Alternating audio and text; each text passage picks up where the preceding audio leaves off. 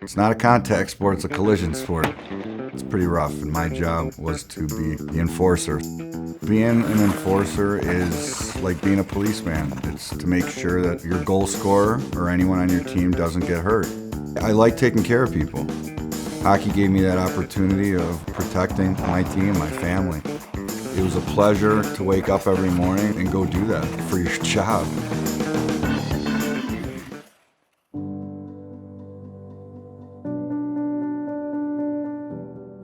Grew up in the suburbs of Chicago and Wilmette.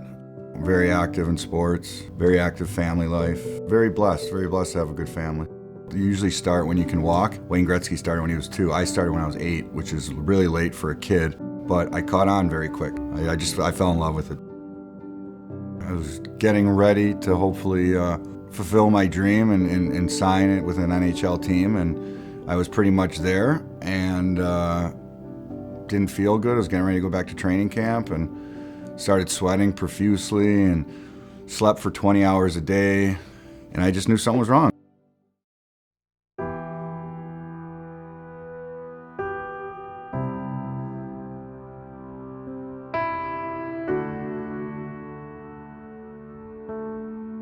I went to the hospital and they probably said I had it probably for a year and a half prior. I went from 225 pounds to 150 in like a month. I had mucositis in my throat, bleeding. Every time I took pills, I was bleeding out of my mouth, my ears, even once my eyes because I was wrenching so bad. The doctor said that there was a drug that wasn't even FDA approved yet called Gleevec, and that was really the only chance that I had was to try that, which saved my life.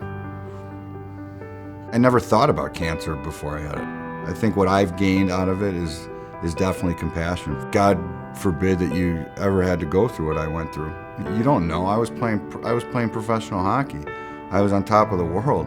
And all of a sudden the next day they tell me I had 2 weeks to live. So you got 2 options. You can quit or you can fight. And I fought my whole life and surely wasn't going to stop then, and I'm not going to stop now.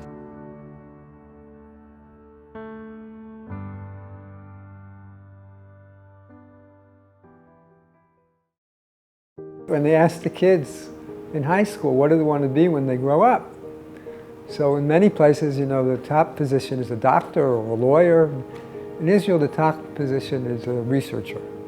The young scientists coming into academic positions in Israel now are unbelievable.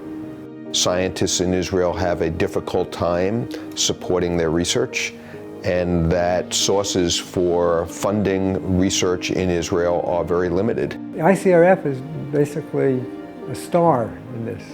I think the ICRF is really the most committed group of people, both to research, to cancer, and in particular to Israel. Getting an ICRF award is not only the actual support of your work, but it's also a stamp of quality, I would say. The very first scientific grant that I got was from the ICRF. That grant really enabled me to do the first study starting to look at the frequency of mutations in Jewish women with breast and ovarian cancer. And once you have those preliminary results, once your lab starts growing, you could start applying to other sources of funding, get further support. It's like the launch of a rocket. Takeoff is the most difficult energy-consuming stage. And the ICRF, I think, certainly was my takeoff, and I know it's true for a lot of Israeli scientists. Methylation actually plays a very, very big role in cancer. And the reason why the cancer cell is behaving bad is because its gene regulation is messed up. It's making components that it shouldn't be making, and it's not making components that it should be making. And this all comes about because of changes in DNA methylation. But none of that would have been possible, none of it, without the basic research. Unfortunately, there's very little funding by government or big pharma on basic research. And if you do not have basic research, you do not have discovery.